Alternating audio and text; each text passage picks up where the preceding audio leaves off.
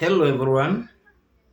My name is Mr. Cleophas, and today I want us to have a revision class. Those who's doing the CASNET bar exam, I want us to do a revision or some past paper questions I want to go through, and I want to be doing a question per video. So ensure you subscribe to my YouTube channel and you keep on watching my videos. If you've never watched any of my videos, I just want you to have a taste of what I normally do. Watch my videos on YouTube and try to understand how different they could be and whether they can help you, because I know in the industry I've been teaching CPA for long, and I know exactly how you should answer past paper questions for you to pass in CASNEP exam. Without wasting much time, allow me to just proceed with this past paper question number 1 of April 2023, question number 1. This is CPA, and which paper is this? Auditing and what? Assurance. That is what I want to do. I am reading it on from the soft copy from my laptop here. So the question says, highlight three benefits. Highlight three benefits that may be derived. Highlight three benefits that may be derived from independently audited financial statements, which is 3 marks. Highlight three benefits that may be derived from independently audited financial statements. These papers, they are online. Even mine I've just downloaded. It is just here. I've just downloaded mine. So I'm just reading the past paper question. And it reads, highlight three benefits that may be derived from independently audited financial statements. Let me try to explain or to expound on this. Three benefits that may be derived from independently audited financial statements. This question requires what? First thing, can you interpret what? The question. Can you interpret the question? So, benefits that may be derived from the independently audited financial statements, it is automatically asking you, in other words, what are the benefits of an audit? Or what benefit do we get if the books of a company or if the company's financial statements are being what? Audited. You need to be fast when answering the exam. Sometimes you may forget the points. So what do? You do this very fast. You highlight them. You can give they need three. We can try number 1. We can say credit facilities. Number 2, another benefit from audited accounts. We can talk of maybe assurance and credibility.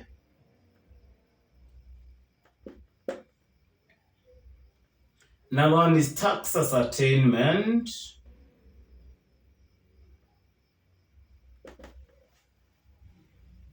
Tax ascertainment. Also, you can have detection of frauds. Detection of frauds and errors.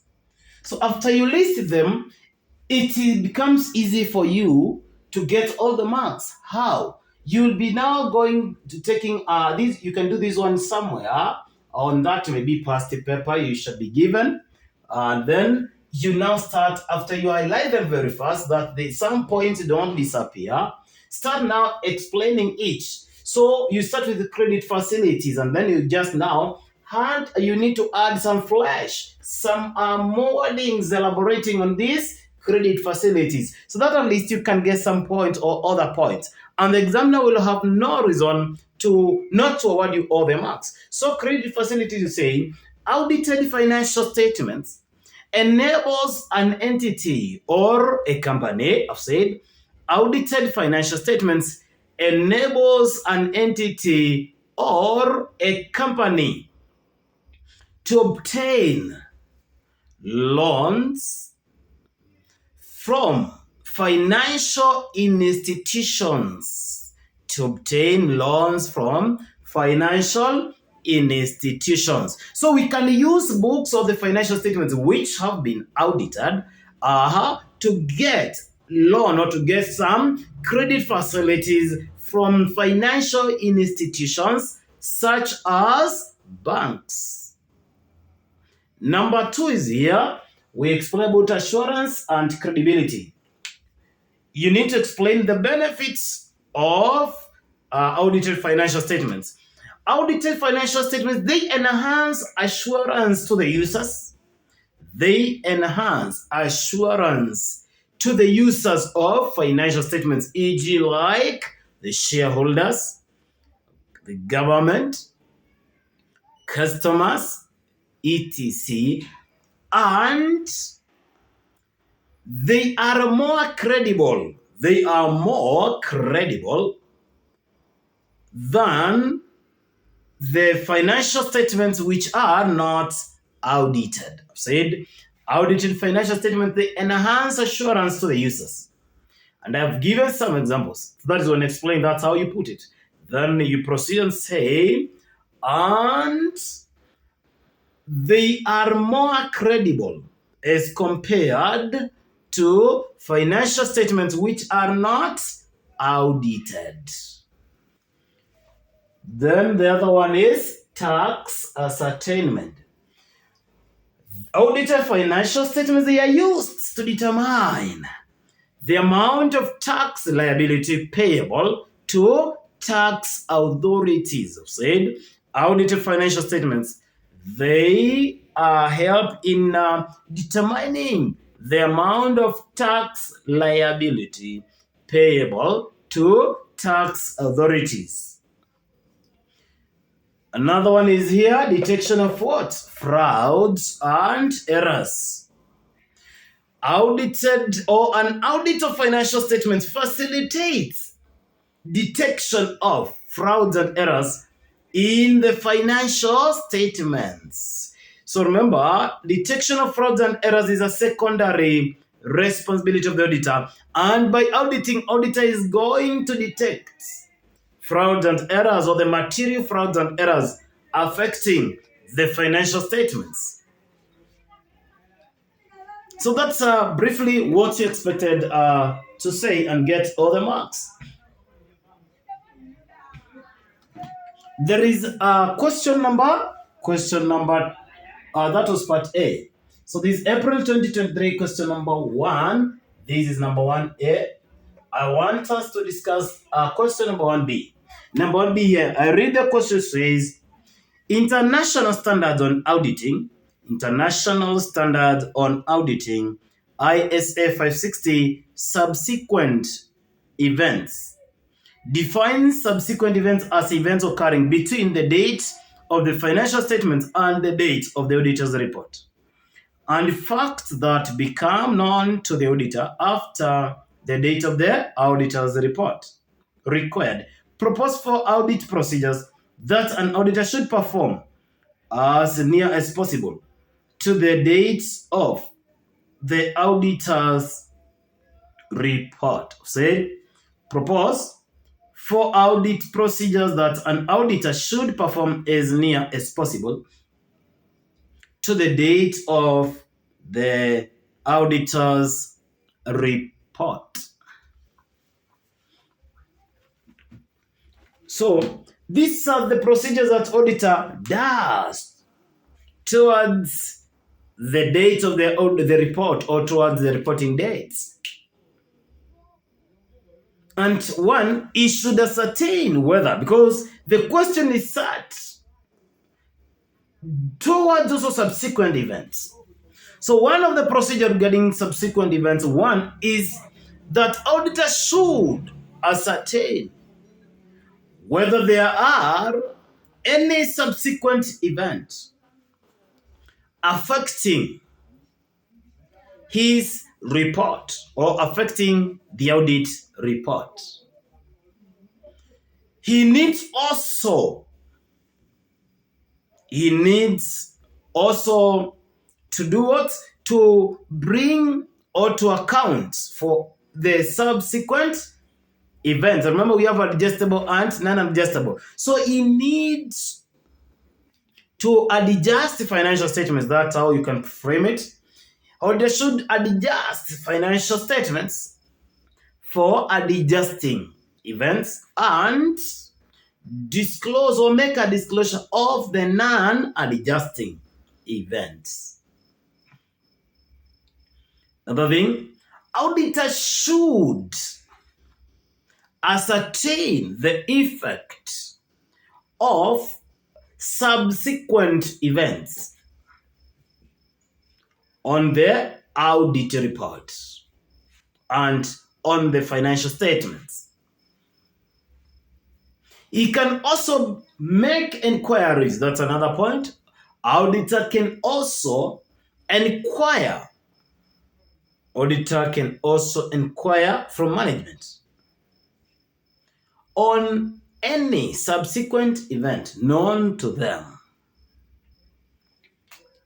So those are some of the procedures. So the question needed how many points it was proposed for audit procedures. So I've given you the 4 audit procedures.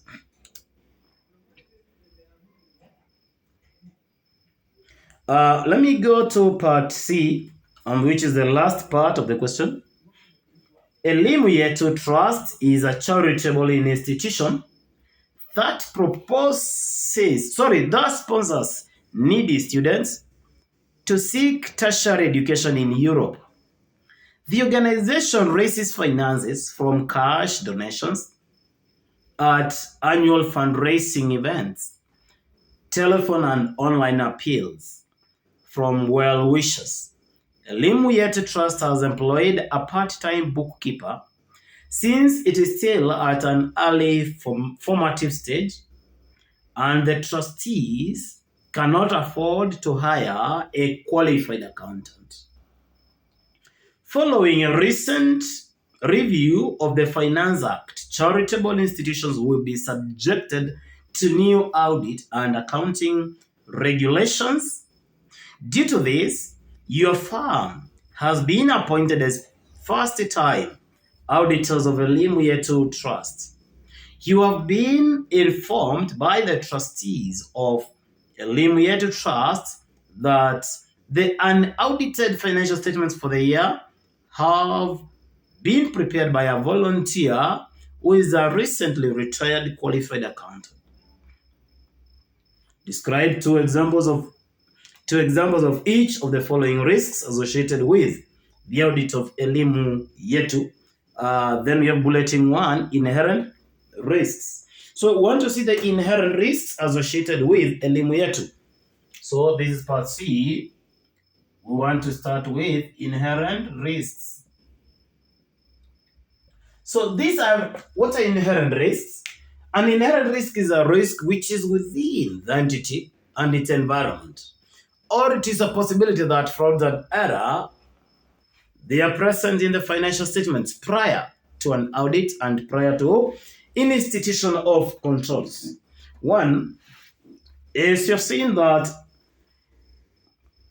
one of the risks is that Elimu, this is called what? Elimu Trust.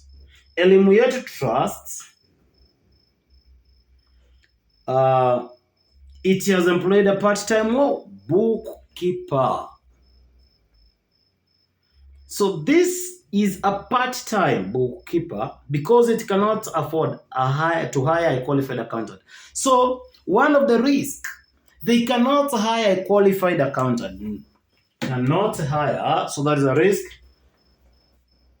I will just give a summary, cannot hire qualified. That is one of the inherent risks. cannot hire a qualified uh, accountant. That is one of the risk.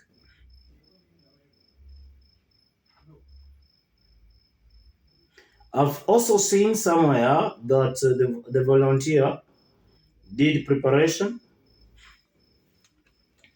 Volunteer prepared the current year's financial statements. The last statement, which says, I was looking for that statement. You have been informed by their trustees, so that the information you're getting from the trustees of these trust fund, that the unaudited financial statements for the year they have been audited by a volunteer. Another, you see, volunteer prepared the unaudited financial statements for the year. This can expose the company information to external people or to the third parties. It's a risk which you should curb. So we need to have control risks. That is bulletin 2. Control risks, they are the risks or possibility that fraud will go through the system and be detected. That is one of the risks. One of the risk that fraud will go and be detected through our systems, or the system will fail to detect fraudulent errors. They do not have qualified personnel, no qualified accountant. It is a control risk. Another one,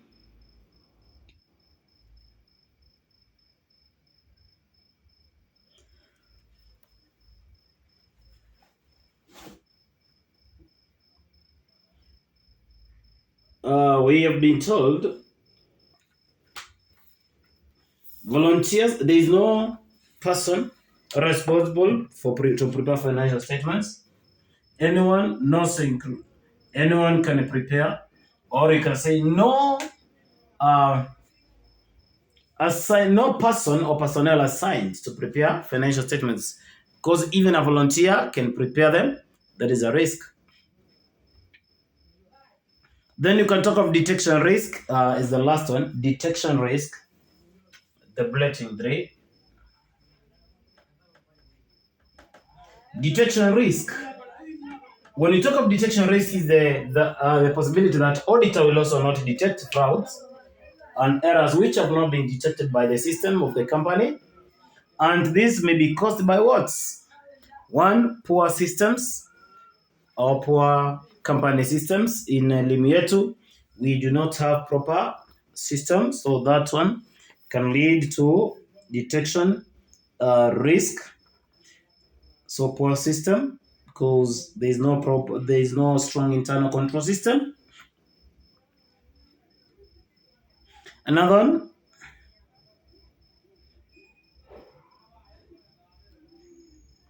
it is your first time to audit elimu yetu, so there's a possibility you may not also understand the company the first time very well. So that is also another risk, which may make you not, as the auditor, not to detect frauds.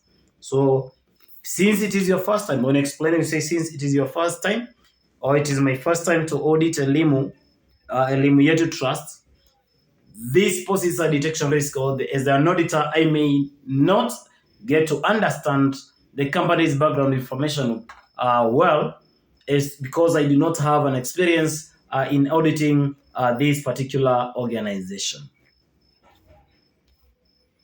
Then Roman 2. So this was all Roman 1. These all these bulletin, therefore, Roman 1. So that was C Roman 1. So C Roman 2, it is saying, propose 4 audit tests that you could perform. 4 audit tests that you could perform on income from fundraising events.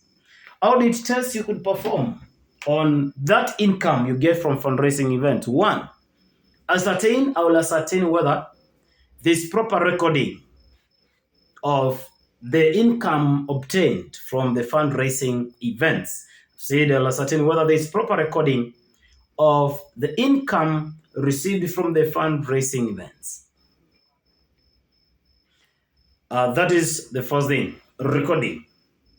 Another thing I'll need to determine whether there is independent person in charge of or who is responsible for the fund drives or the fundraising events which are held annually. Another thing I need to do is to review the company's policies and procedures with regard to the fundraising and determine how the income is to be utilized. And whether I also need to determine whether the income is used as per or in line with the company policies and procedures. Then there's also another question which is saying, evaluate those substantive tests. Evaluate 3 substantive tests that you might undertake to verify expenditure during the fundraising events. Evaluate 3 substantive audit tests that you might undertake to verify the expenditure during the fundraising events. So, which are these substantive tests? Substantive tests are a test of transactions and also account balances to ascertain for accuracy, validity, and completeness. So one of the procedure with regard to the expenditures during the fund drive, I need to review or to ascertain whether the expenditures are accurately captured. Expenditures during the fund drive, they are accurately captured. And also, I need to determine or verify whether all the expenditures have been approved. Expenditures have been approved. Another one, I need to determine or ascertain whether the expenditures are in line with the company policies. Another thing is the reasonability. I need to ascertain how reasonable are the expenditures during the fund drive. So those are some of the substantive tests I will perform during or with regard to expenditures during the fundraising events. So that is a summary and a good way of answering this question for 20 marks. April 2021, no, sorry, 2023, question 1. CPA past paper. You have heard from me, and I am very sure if you listen to it, read the question, check what was expected, you are going to enjoy even answering question number 2, which I shall be doing in my next video. Do not fail to watch the next video. And I know this cousin will never be a big animal, will never be an obstacle to reach your greater heights. Let's meet in our next class.